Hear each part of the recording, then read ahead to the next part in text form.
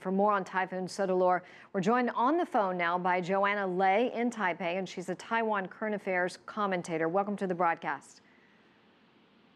Thank you. Joanna, we just heard from our reporter there, Barnaby Lowe. He's given us a general sense. Tell us what your perception is of the situation right now.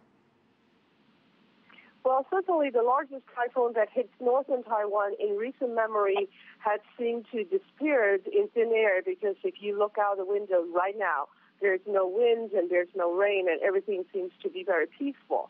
But yesterday, it was a most memorable sight, because from most of my friends' houses, you can see fallen trees, tumbled cars, flooded rivers, and even a hiking trail behind my house turned into a major creek.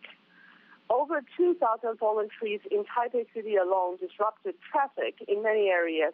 A nearby suburb, Wulai, has to be flowing in supplies due to a border landslided and blocking all the traffic.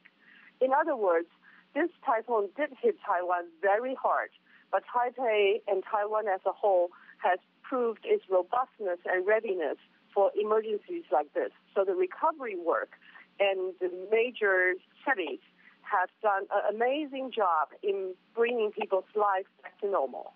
Joanna, what about the people up in these mountainous areas? How soon will they feel relief? Well, this is still something that we're bracing ourselves for. Because of the massive water in most of the mountainous region, there are major landslides and mudslides in every area that brings rescue work and rescue workers into certain difficulty. Therefore, it will take some time before we know the full damage in the mountainous areas and for the people to be fully relieved.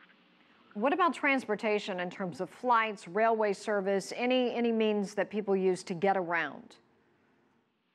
Well, that is the amazing part.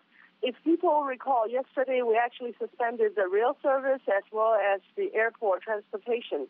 But the normal flight has been resumed in major airports. The normal railway has resumed most of its services, and the high-speed rail is not suspended at all. So for people to get around, especially in major cities and in the western part of the city, there is no problem. It is the mountainous areas that are still dangerous for us to travel in, and it's dangerous for even rescue workers to go in. I understand what it looks like, the calm after the storm, and what you're seeing out your window right now. How many people, is there a way to judge how many people are actually in the dark? Well, there were 4 million households having power outages and 280,000 households without water supply yesterday. But by midnight, by late night last night, most of the city dwellers have their power resumed. And all through this process, our communication software and communication infrastructure is functional. So people could use social media and others to talk to each other and record quite an accurate count of what their situations are.